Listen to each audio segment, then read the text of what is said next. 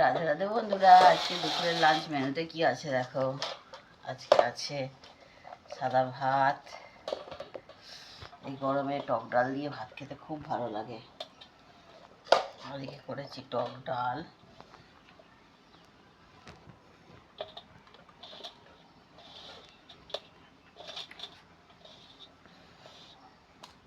এখানে আছে পটল ভাজা,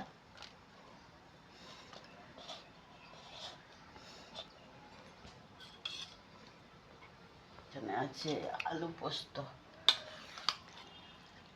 পেঁয়াজ দিয়ে আলু পোস্ত,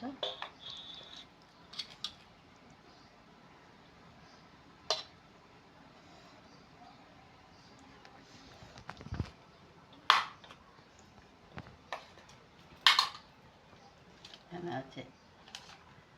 আছে ডিমের অমলেট, ডবল ডিমের অমলেট, আর এখানে আছে আম দিয়ে টক ডাল।